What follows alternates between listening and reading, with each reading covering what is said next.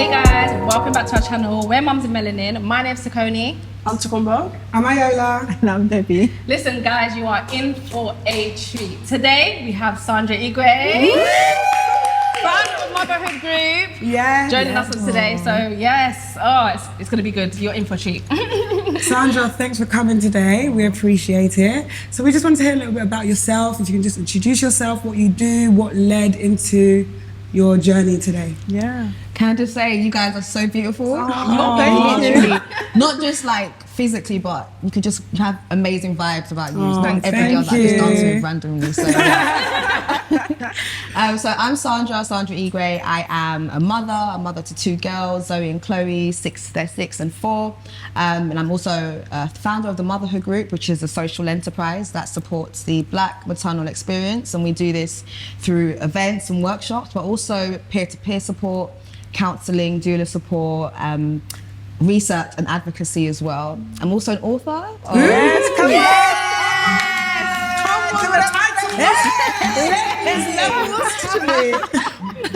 I'm an author of My Black Motherhood, and the subtitle is a very strong title, so it's Mental Health, Racism, Stigma and the System. And it's basically based on my personal lived experience, but also I make sure that I add lots and lots of other mums, at least 60 other mums' experiences and their stories, their poetry, their narratives about their journey of becoming or going through the maternity system as a Black mother here in the UK. So that was recently launched. It's been doing well so far, which I'm grateful for as well. So that's me in a nutshell, but yeah.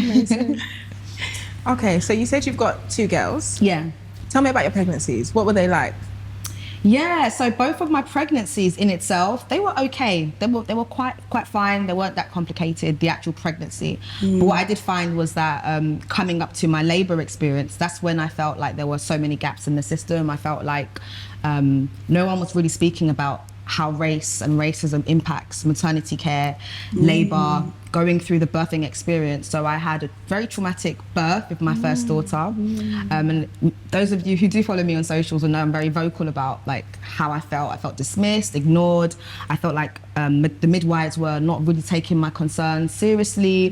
My second daughter passed meconium stall on the way out. She was really under stress. Her heart rate started dropping. I wanted pain relief with my second daughter. They didn't give it to me. I was in this invisible queue, and after begging for hours on end, I never received it. But it was just really traumatic, and I left there feeling like, wow, is that what every single Black mother goes through, or am I just an anomaly? Am I just a one-off case? After speaking to lots of Black mothers, I realized, whoa, this isn't just a standalone case. My experiences were and have been echoed by so many other Black mothers, brown mothers as well. But the common theme for me I've heard is just being ignored, being disbelieved, being stereotyped, having nurses having preconceptions, misconceptions, and then as a result of that, really having inadequate care. And so I felt really angry afterwards on both of my pregnancies, so both of my birthing experiences, to the point where I started seeking legal advice on how to kind of get my own back on services that were supposed to be there to support me, take me through that journey, but I felt like were actually harmful in the end. And so the NHS Trust have actually admitted to a breach of duty with my second daughter. Really? Wow, good. Yeah, so that's an ongoing case. I can't really give all the details about that. But that just means and goes to show that if you do speak up, you know, eventually they will take accountability and action. And I wish that more Black mothers would as well. Sorry, I just want to ask. So after you had your first daughter, did you go back to the same hospital? Yes, did you go back expecting a different level of care? Yes, I did. I expected different level of care. I expected myself also to be a bit more confident, because obviously everyone's first child, you don't really, unless you study pregnancy hard, and even then you don't really know what to expect. But I knew exactly what I wanted. I wanted an epidural. I didn't want to go in the birthing water or the birthing pool. I wanted to have, you know, certain things put in place, and that again, same thing happened. I didn't get pain relief. I didn't get epidural, you know, and different midwife, different nurse, but the same feeling that I was being ignored and that I was being treated like a hysterical Black woman. And obviously there are so many stereotypes that come with being a Black woman, you know, when we're screaming and shouting, when we're in pain, it's being deemed that we're angry or we're being aggressive or having an attitude. And I called the nurse out and said, are you treating me this way because I'm Black? and she didn't know what to say. Exactly. And I remember at the time, this was like 6 years ago, and also 4.5 years ago, I don't think speaking about race was as, it sounds really mad to say, but as popular or as easy. So I remember people saying, Sandra, you don't have to, bring race into everything. But obviously there are stats that do show that black mothers are now 4 to 5 times more likely to have complications and die as a result of negligence and maternity care. And we're more likely to have perinatal depression, but the least likely to access support. So, and there's lots more stats. I won't bore you guys today, but there's a lot that show that we are on the receiving end of poorer outcomes and poorer treatments as well. So So you brought a case against the NHS, but most women in your position will not do that. And I've spoken to so many people that have had bad experiences, and it's just never a thought. If you, like, the NHS is such a big organisation. You, one person alone, why would they even listen to you? What made you feel like, actually, I'm going to be the one to step up and fight my battle? Yeah, so many are afraid to speak up. And to be fair, initially I think I had time to process everything. Naturally, as a person, I can be quite confrontational in a good way. I don't want to say I'm just going to argue with everyone. I did study law, so I know how to put my case across. And so I just used some of those skills that I had in my studies, not as if, I was a fully fledged lawyer, but I just knew that there were certain things that they were supposed to do and they didn't do it. So, and I also felt like I had a supportive partner at the time that was encouraging me to speak up.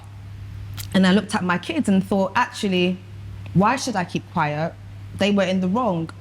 And the doctor also confirmed this is the worst case he's heard in her situation. And he asked me, have you raised grievances? Have you spoken up? And I said, I'm thinking of doing it, but I'm just trying to process my emotions first. So I think it's important for you as mothers, of course, to speak up, take matters seriously, seek legal advice if you want to, but make sure that your mental health is a priority first, which is what I tried to do first as well, just to make sure that I was okay and my daughter was okay. And once we felt like we were okay, then I said, okay, it's now time to pepper them.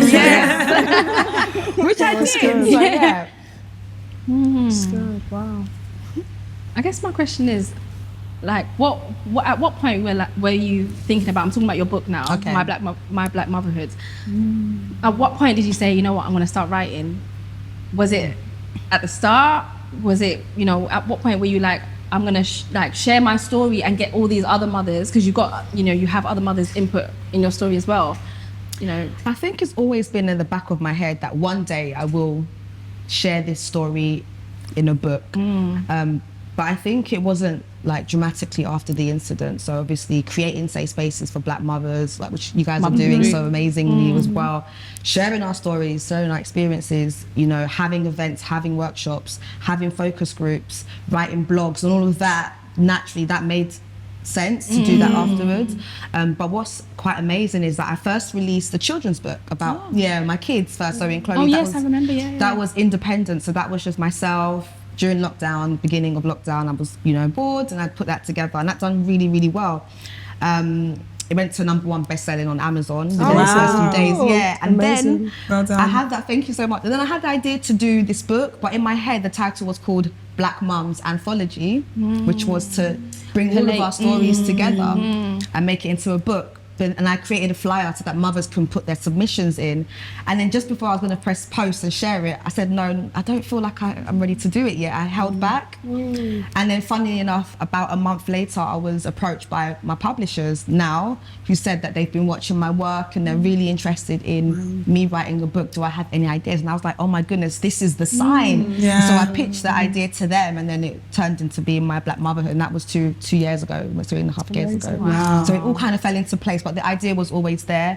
But I think it's about timing as well. I feel like if I released it when I wanted to 2 years ago, it maybe not have been received as well. Not many mothers were aware at the time of some of the stats that surrounded us. And also, I guess people were very scared to speak about race publicly. We do it amongst ourselves very much easily, but speaking, like telling white people that they are inherently racist and that they are stereotyping us, which is causing us harm, that is a big thing to do.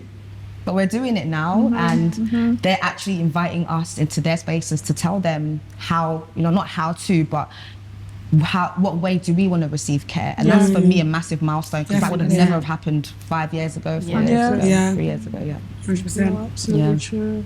I know earlier you mentioned a stat that black women are more likely to suffer from depression, but less likely to get help. Yeah. And I know in your book you kind of touched on your experience and sort of overcoming the idea of a strong African woman. Yeah. Can you tell us a bit more about it?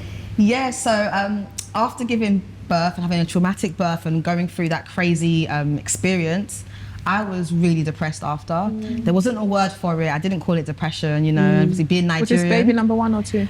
With baby number 1, extremely depressed. Baby number 2, I mean, I was better, but I was very much aware of my emotions and feelings. With my first daughter, I had no idea, I had no name for it, I had no words, I didn't know what to call it. I just knew I felt really, really low until my sister was like, you might have postnatal depression. And I was just like, what is that? What does that mean? And I looked at all the symptoms and I was like, wow, that's me. But that's not usually me. I'm really bubbly. I'm really the life and soul of the party. Nothing can crush me. But when I looked at all of, feeling low, I stopped answering my phone. I stopped going out. I always had my blinds closed. I was really scared to speak to family and friends. I was also a bit nervous about being around my baby by myself. So my husband would go to work. I was scared, of being alone, and all of these things that I thought was just me going through the motions was actually symptoms of postnatal depression. And obviously I tried to speak to my family, like my mum, about it, and she would say, Sandra, what do you have to be depressed about? You're living life. I had it worse than you. I was a single mother. I had 4 girls coming from Nigeria. What's your issue? And so I learned very quickly that I wasn't allowed to really speak about my emotions and feelings, because I was deemed as ungrateful, that I'm not accepting or receiving these blessings. And obviously I'm Christian as well. And at the time, it was more so like, this is a blessing, you should appreciate it, and this is what people are praying for. So therefore, anything that goes against this happiness is not good. So I bottled it up, and I had to put on my brave face and keep going. And unfortunately, a lot of people didn't pick up that I was depressed, and so I didn't get the support that I needed from family, from friends, and also from services as well, because obviously knowing what I went through in my birth, I felt like I'm definitely not going to reach out to them, So that was a real struggle for me, and I speak about that in my book, about black women withholding their true emotions, and we're more likely to feel silence within ourselves, and how the strong black woman can be a harmful stereotype that's not just perpetuated by our community in itself, but also by healthcare services too. Because we're more likely, we're the least likely to access or get pain relief. Which is a horrible stat, but I found that out afterwards, not getting pain relief, and speaking to black women, they didn't get pain relief after asking for it. And historically, medical books have actually shown that we have a higher pain threshold, but we don't. We actually don't. So And ultimately, we should be treated as individuals, isn't it? Exactly. My pain would be different to yours. Exactly. Yours. It's You not know? something that should be based on your race. Yeah. You're not going to judge my pain because of how I look, or what kind of shade I am. It just doesn't make any sense. Exactly. So just going back to you realising that you had postnatal depression. In that moment, like the light bulb switches on now. So what were your next steps? What did you do to now try and what were your thoughts? It was a slow process, but for me it was like, okay, I need to speak to other people. I need to speak to women that ideally are mums, that are black, that have a new baby. And so what I started doing is going on social media, started going on Twitter, Instagram, and finding Is this the creation mums. of the Motherhood Group? This is how I started. Look at that. So I started speaking to other women on the internet I have never met before, black women in Liverpool. So I'm in Coventry, so I'm in around London as well. And I started a WhatsApp group, and it grew to like hundreds of mums, black mums, chatting about everything to do with motherhood. And when I tell you, like, that was my saving grace. Like, to this day, I feel like if I didn't have that little community of other mums, I don't know what would happen, but I was really in a really bad place. So just having that community, that's why I think that phrase, it takes a village to kind of raise a child, is true, but also it takes a village to kind of go through the motions as well, to know you're not alone. So that's how I kind of got out of that place. And then having our first ever event or workshop, it was an event at the time, I was like, oh my goodness, so it's not just me. So everyone's going through something, and it feels better speaking to other people that have gone through similar things. And some mothers were more honest than others. Some were saying that their relationships were, you know, breaking down because of their pregnancy or their birth. Other mothers were saying that they were struggling with maintaining their friendship. So out of just having those conversations, you start to realize, oh my goodness, it's not just motherhood is bliss, motherhood's happy, everybody clap. There's so many layers to it, and that's how I think I got myself to a better place. So with your second daughter, with your second daughter, did you then, obviously because you had the depression again, how did you, obviously the first time you had the group and the support, the network that you had created, which obviously helped you.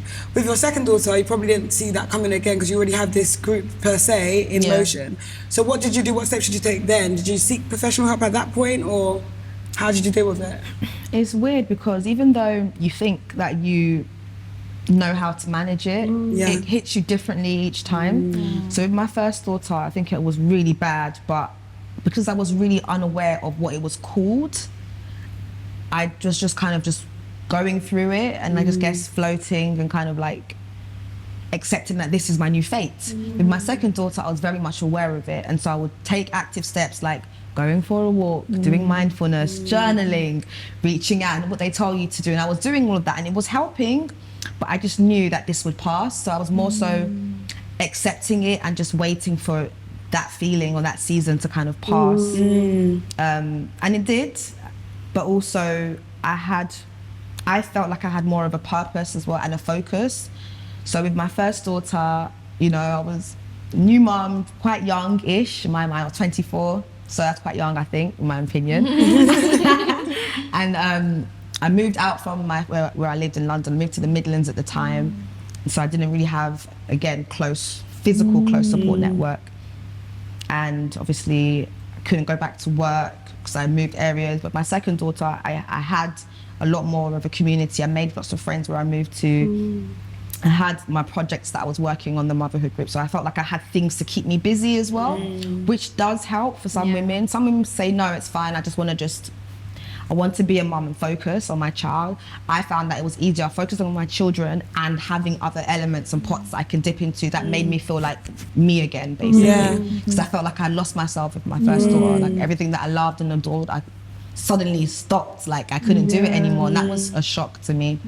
It was a massive shock to the system. And not many women speak about how your life can dramatically shift, dramatically change. And if you're an outgoing person like myself, which I was going out, enjoying, socializing, living my best life, and obviously then having to breastfeed 24 hours a day, it was crazy. Literally 24 hours a day.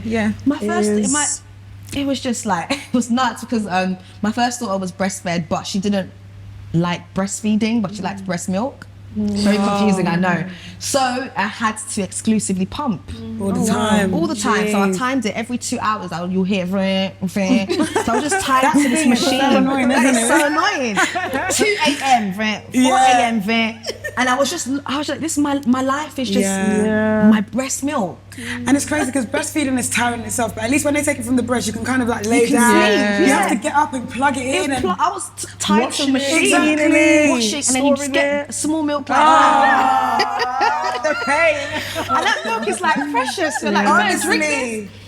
So that was just, I was like, I had to like, so is this live? My life had just reduced to feeling like a machine. Yeah.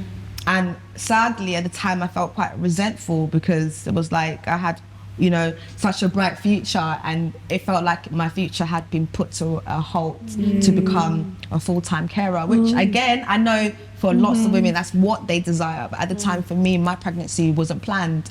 So for me, it was a massive jump. And I think that has a massive impact as well when women, if you plan your pregnancy, you can still get depression. But if you don't, you have to quickly adjust and prepare your mind.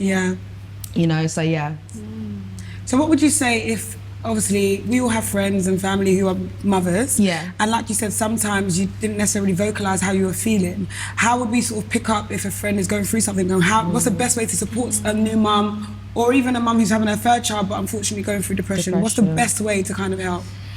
There's no one way, that's the thing, and you kind of have to know your friend or your family member. I speak about in my book, Black women, Black mothers and high functioning depression. So for many of us, depression doesn't look like laying in bed, sleeping, crying. Sometimes it looks like overproductivity. It looks like sacrificing. It looks like, you know, overachieving. That's how it presented in me. So people wouldn't have never guessed that I was going through depression, because as far as they were concerned, Sandra was doing even more things. She was even more busy. She was even busier. So, and I knew how to hid it so well. In fact, my kitchen was spotless. There was food, 6 a.m. I would cook dinner at 6 a.m. Big pot on the table, like crazy. I was dreaming about what do I do the next day. Like I had to plan my day. I was almost like running on adrenaline, and that's how depression showed itself for me. So. It would be difficult, but my friends, I guess, could kind of tell, because I'd stop answering their phone calls. Or I would take my time and then call back and then have to do this whole big old performance. Yeah, life is wonderful. Having the best time of my life. And some of my friends would be like, Sandra, this is, you know, is everything, are you sure? I'm like, yeah. And when I would hang up the phone, I would immediately then start crying, like, you know? So, but it depends on the person. But I do think, look out for clues. If they're acting slightly differently, if they're not really getting enough sleep, if they're not resting, if they're avoiding you, if they're not themselves, then that's the biggest clue, I would say. And how you could provide support. I, for me at the time, needed and wanted physical support, physical help. Not, you know, I'm here if you need me, and then they've gone for weeks. I mean, actually, there was a girl that I met in my lift when I moved to the Midlands, and we bumped into each other and we became really quite close friends then. And one day she came to my house because she called my phone and I wasn't answering, and she saw that at the time my house was a mess, and because it was so spotless, usually she knew that I was just, I crashed. And then she said, no, let me take your kids, sleep. And she let me sleep, and she did the dishes, she hoovered, she tidied up. That day I cried, because it was like, that's what I needed. Physical help. And I think if you can do something physically for your friend or your family member, do it. And don't just say it, actually do it. It might be financial help. Sometimes you can, if you've got a spare £10 or £100 or whatever, how rich you are, send it to your friend, or get them a bottle of, get them milk, get them nappies, help out in the ways that you can. And I think that will go a long way, That's so lovely.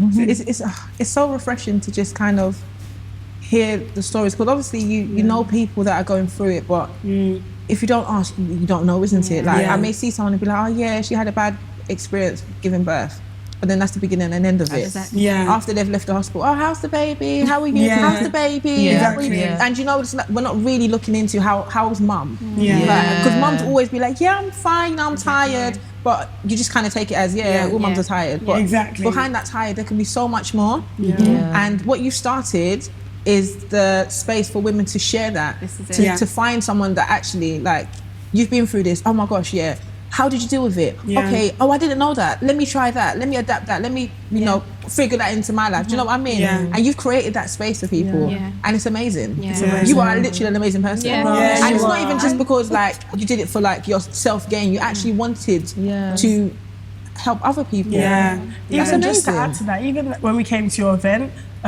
so you had the bingo card and the different questions, and one of the questions was a mum that's had depression. And the lady was like, I'll put my name down for that. And I'm just like, look how open you are. Like, it's a safe space. Where do you find that? It's a safe space. Like, there's safety here that you feel that you could just even say it. Because before, if this was 10 years ago, that place would have been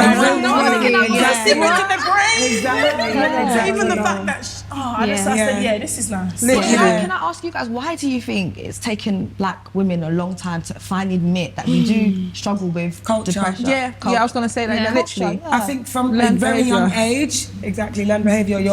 You see it from your parents, that's the learned behaviour side, and also you're kind of just taught to toughen up. Like, it's just kind of, you can't be crying, you're becoming an adult now, come on, you have to just get on with it. You know that kind of, I don't know, vibe where it's just like, life goes on, you can't be crying over spilled milk. Don't let people see your weakness. That's it. And do you know what I mean? You're becoming an adult, it's part and parcel of life. So when you feel like everyone's going through it's part and parcel of life, why am I now going to be here saying, oh, please, it's me, do you know what I mean? And I think so it's kind of, you're brought up with it, so you don't even question it. It becomes a natural way of thinking. It's a natural way of life, almost. And to add to that, it's growing up. you see parents that will tell you, why are you complaining? When I used to fetch water, when I used to do this, when I used to do that. And struggle Olympics. So you kind of like, you end up having to just feel like you need to firm and be this strong, you know, black woman. But what I love about your book, and just going back to your book, is that it's so raw. Like, it's so raw and truthful. It is that open space, and you have, you know, other mothers like input into what they experience and how they felt and what they went through, and it's just mad. You know, what I love is just the raw reality, that raw emotion. You know, like that must have been hard for you, like writing that book. Even sorry, I got the Audible. And listening to it, like you can feel the emotion. Like that must have been really kind of like quite difficult. It was, you know, I'll be honest with you. It was. I did cry quite a few times writing it. Yeah, bits of it. Flashing back to 4 years ago, it brought back a lot of the raw memories. But I thought, I can't claim to create a safe space for black women and then I'm holding back everything. You know, I speak about things that I've never really shared with people before in the book as well. And other black women speak about their truth as well. And I think that's where it starts, with us kind of being honest. And now we're starting to normalize the conversation around mental health, depression, and you mentioned culture. That's a big part. That's what I think the subtitle is culture. And I think services, healthcare professionals also need to understand that culture has a lot to do with the way in which we understand care, receive care, deny or accept care. Definitely it being stigmatized that, oh my gosh, mental health is it's just not what we suffer with. That's what I grew up thinking, that mental health is the white man's disease. It sounds really ignorant, but that's what I grew up believing, that it wasn't something that I would ever struggle with. But mental health, everybody has a mental health. The same way you have a physical health, you have a mental health as well. And we have to make sure that we understand that it's there, acknowledge it, and take care of it as well. And it kind of just leads me to my next point. It's not a question, it's more so of a statement.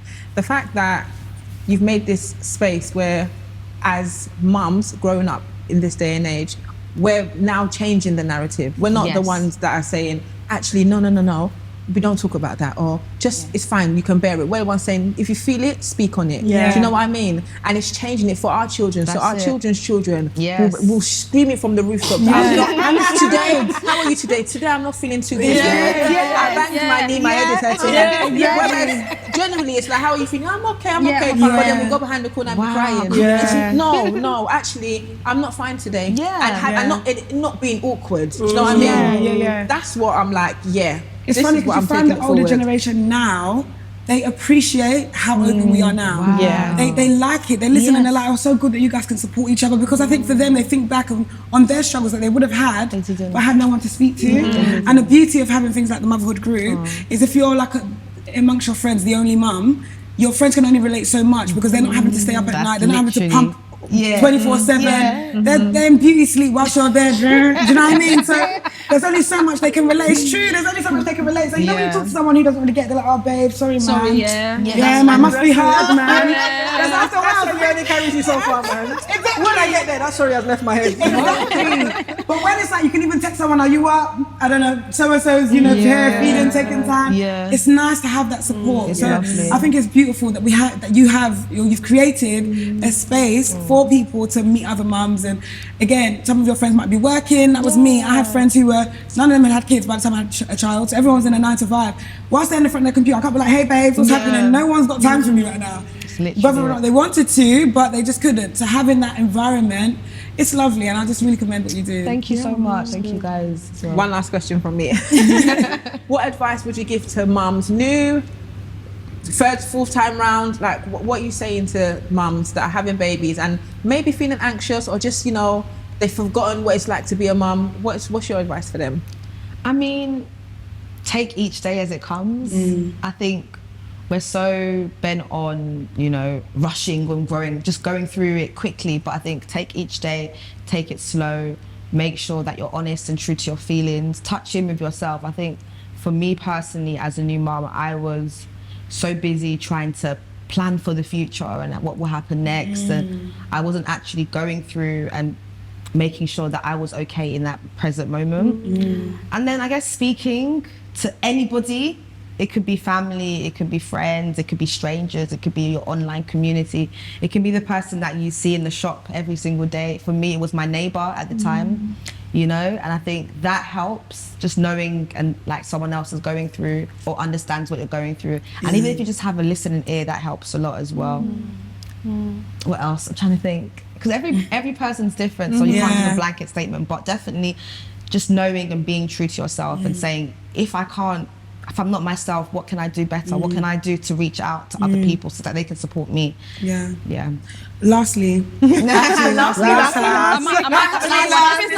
If it's not the same question, I might have another one. In terms of if other people have gone through really bad care during their birth, you know, sometimes, like you said, you've obviously gone through it, you have the legal background and knowledge, but some people just don't know where to start. They don't know, they may not have the funds for a private solicitor, they just don't know, who do I go to first? What does the process look like? What would you say? What's the like steps that you might tell them? Where do they go to first? Is it Google? Is it a bit of Wikipedia? Like, you know? I think just even during the birthing experience in itself, I think having someone to advocate on your behalf is really important. I personally say that every black woman should have a doula. I had no idea what a doula was. Really? Yeah. Okay. Honestly, every black woman that's going through birth, pregnancy, should have a doula. Obviously, they do cost a bit, but I think the price that you pay to make sure that you have a safe, adequate, dignified care, pregnancy, birthing experience is so important. It's worth it. It's so worth it. I wish I had a doula.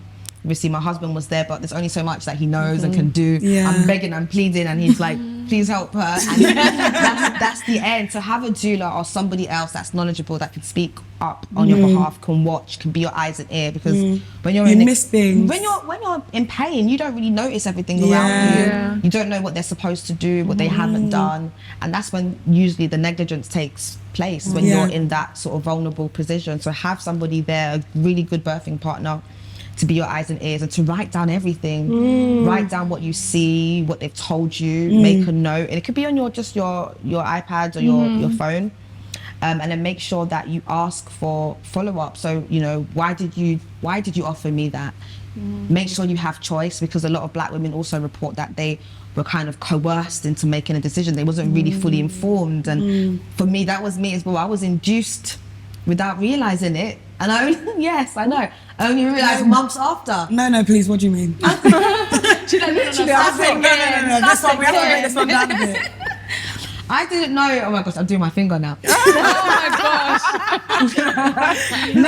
Membrane sweep. Yeah. I didn't know that was induction. Yes. So they didn't say anything. That's how I got but did they not say that they're the sweet? Oh, What did they say? No, they didn't tell me that would lead. That's inducing me. No. So they didn't say that they're the She sweet. just What said, did I'm they going to say check something, and then she did it. Oh, You weren't in labour at this time. Did you come in for an appointment, or? No, I felt excruciating pain, but I thought I was in labour, but apparently I wasn't. And she did a sweep. Yeah, but you should be informed. That's something you should be informed about. So that's part of the work that I also do. I was co-chair for an inquiry into racial injustice led by Birthrights Charity. We did a year-long inquiry into looking at over 300 black brown women and their birthing experiences, to put forward to the government to ask for for changes. And part of the themes were a lot of black women reported that they were coerced. They wasn't given informed choice. They didn't really understand what they're saying yes to. You're just saying, okay, sure, but you're not really understanding. Yeah. So making it very clear and allowing black women to have full autonomy over their bodies and their choices. I didn't know. Even embarrassed saying it, because at the time I was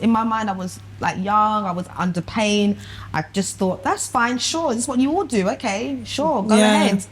You know, and until months later I realised that was what she done, a membrane sweep, which induced me.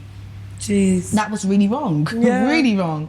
It makes me question the knowledge we're given in all those classes before we actually get, because we go to these classes with the hope to learn, the antenatal classes, with the hope to kind of get an insight on, you know, what we don't know. And now it's like, how could you get a whole sweep? Do you know what I mean? It just goes to show what are you actually showing me? You showed me the little dolly, and it really questions how much or whether or not the information they're given is actually useful, or if there's gaps there, if there's more that they need to look at, because a lot of mothers are going in very unaware of so much. They are, and you know? I think there's so many gaps, but I think the ultimate takeaway point for services to understand is to treat everybody as individuals, personalized care. So we're not a blanket box. We don't have the same anatomy. We're all different. Asking the right questions, finding out where is paining you, what care would you like, how do you feel, are you okay, should we do this, are you ready now? Just those kind of questions that I don't think they had a priority in giving us. It might be because they're underfunded, understaffed, but I still feel like that should be a priority because unfortunately we are dying at disproportionate rate. So there's no excuse. You're dealing with humans, isn't it? Like you have to treat everyone as an individual. Does that make sense? Exactly. Yeah. Oh wow. This conversation has been amazing. Like, before we end, please. Oh yeah. Please, Sandra, let us know where we can get your book. Let them know where they can find you. Anywhere. You can get my book on Amazon, W.H. Smith, Waterstones, Walmart. Literally, take a walk and you'll find it. Google. And it's a book, but I'm hoping that it's not just, I don't want to be just the center of this book. I made sure that it's so many other mothers, because we're not a monolith. We have different, I know we're probably all Nigerian here, I'm guessing. Yeah. How did you know? It's the fire in all of us. But we come in different shapes, sizes, cultures, religions, faith, background, family structures. So I made sure that there's different types of mums in the book that have gone through the maternity system in different ways. Some have had good experiences and they've shared that. Some have had terrible experiences and they've shared that. Some have used, have said that culture impacted their care. Some have said actually them being a single mother impacted their care. Some saying actually not really growing up in a, affluent area, poorer environment had a massive impact on their care. So just getting different perspectives and making sure that we feel listened to, we feel heard, we feel like our stories and our narratives are important because they help shape the future of maternity care. And for a very long time, they've always said they, i.e. the services, the system, say that Black women, Black people are not involved in research projects. And that's why, like our workshop today, I say, no, we are. We do have opinions, we do have thoughts, we do want to take part, but we want to do it in the way that we feel comfortable in doing. Definitely. So I'm hoping that the book will help be a catalyst for services to look at their own implicit biases, because everyone has them, and some of them are very receptive. Some of them are like, I'm not racist, so I don't want to read the book. But I think everyone has something to learn in the book and just in general as well. So yeah. Have we got more books coming out? Maybe. But if you haven't already, please follow Sandra on social media. Please pick up a copy of her book because it's doing great things. Thank you so much for coming on today. Thank you. That's how we pass it along. No, thank you so much, Sandra. We really appreciate you. Thanks a lot. All right then, guys. We'll see you next week. Love for Moms and Melanin. Bye. Can you take a video? Can we get a picture, please?